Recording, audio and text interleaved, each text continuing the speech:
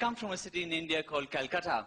And about 2 years back, I was lying in the sun getting a massage while my maid cleaned the dishes, the chef cooked food, the chauffeur washed the car. When I thought to myself, to hell with this life. I'm going to the first world.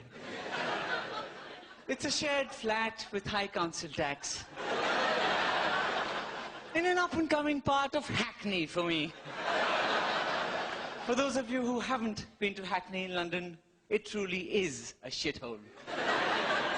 But yeah, frozen food, Russia and the underground network, terror threats every day. I'm living the dream. And given the weather in England, I'm living a wet dream.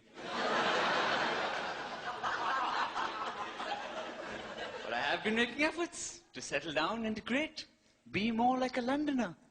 I've bought this charity wristband. This one's against child labor in factories that manufacture charity wristbands. Truth is, I came to this country to find a proper job. Only I've got here and found that all the jobs are going back to India. Really, I don't understand what the fuss is all about. You don't hear me complaining about the fact that we have no doctors in India. Because they're all here. For the same reason, India is quite different to what you might imagine. No news agents or 7-Elevens. No cab drivers. No bloody chicken tikka masala. The whole country is just full of computer programmers and call centers. I mean, I was walking on the road in Delhi last month. There was this beggar sitting there. So I'm about to give this fellow some money when suddenly the mobile phone rings. So I'm looking to see where my phone might be, and this fellow whips up a mobile phone. To give him some credit, a homeless guy is not exactly going to have a landline. But then he throws off his blanket and there's a laptop computer there. And he talks into this phone. Customer service. This is Christopher speaking. I know this fuss about you come over here, take our jobs. What a load of rubbish. We could take your job sitting at home.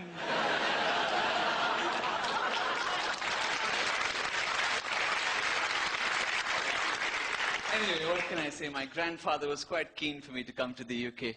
He used to say that the sun never sets on the British Empire. Of course, I've got here and found that the sun never bloody rises in the British Empire. You know, when I got to this country at immigration, they put me through a Britishness test. And I thought to myself, are we so different from Great Britain?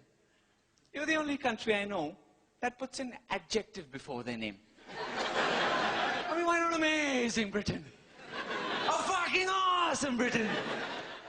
Then even the abbreviation can be fab. But I mean, are we so different? Half of your public transportation is bollocks. Half of our public transportation is bullocks. You waste far too much time talking to somebody who you think is an idiot at the other end of a call center telephone call. So do we.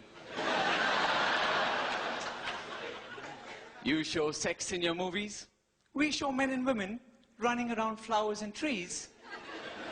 Yet we've hit a population of 1.1 billion.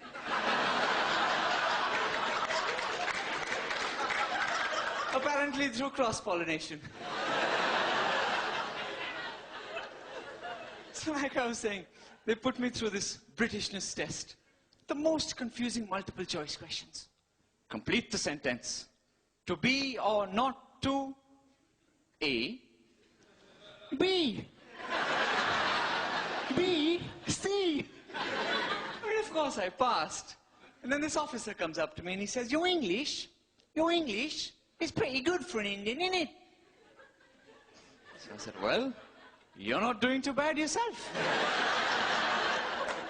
For a man with no career prospects and a looming pensions crisis.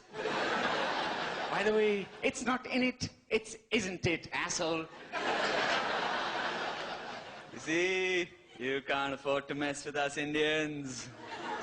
You may have ruled us for 200 years, but you didn't expect us to follow you back, did you?